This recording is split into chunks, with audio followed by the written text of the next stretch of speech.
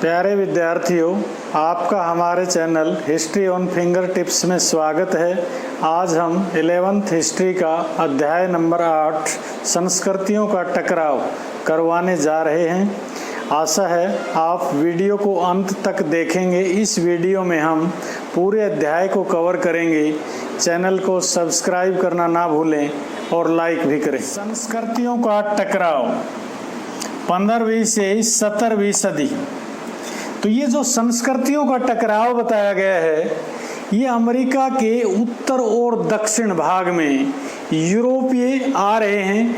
तो जो संस्कृतियां वहां पर पहले से हैं और जो बाहर से आगमन हुआ है, उनका टकराव दिखाया गया।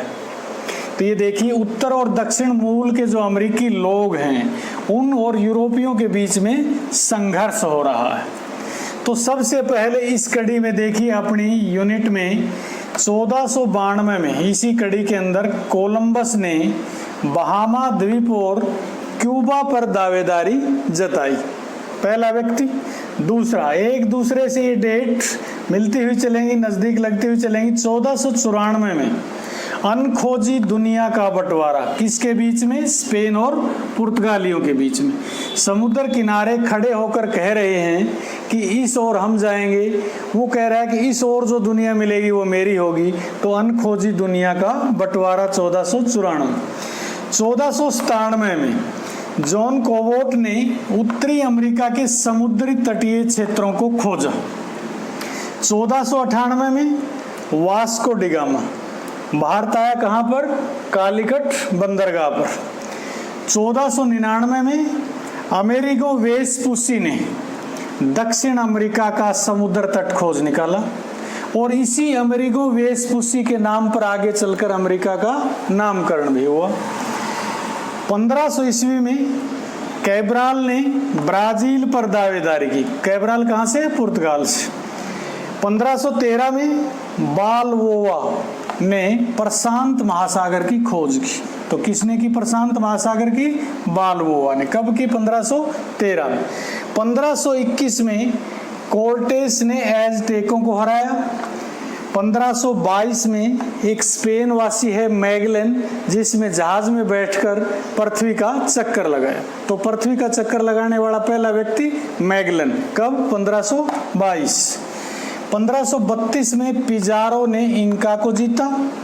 1571 में फिलीपींस पर स्पेन का अधिकार हो गया। डच ईस्ट इंडिया कंपनी की स्थापना 1602 ईस्वी में।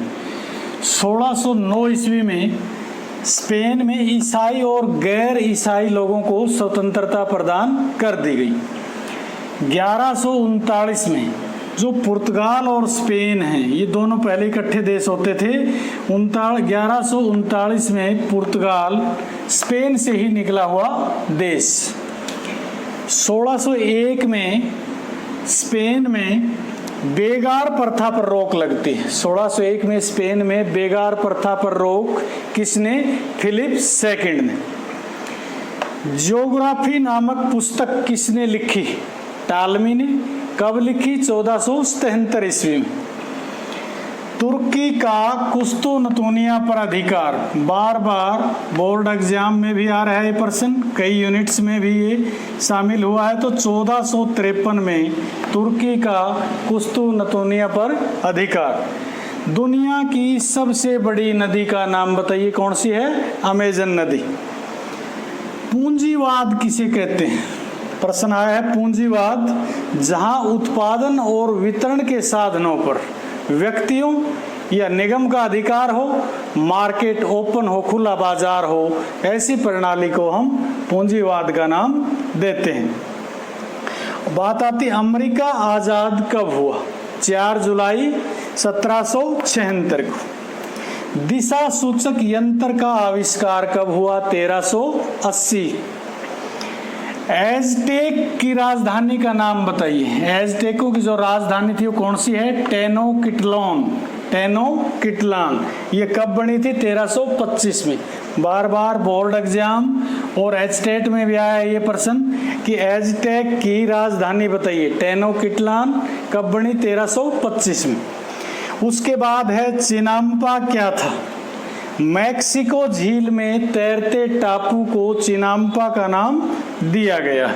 ये प्रश्न भी बार बार आया है, चिनाम्पा मैक्सिको झील में तैरता टापू। उसके बाद है काल मेकाक, ये शब्द किसका नाम है?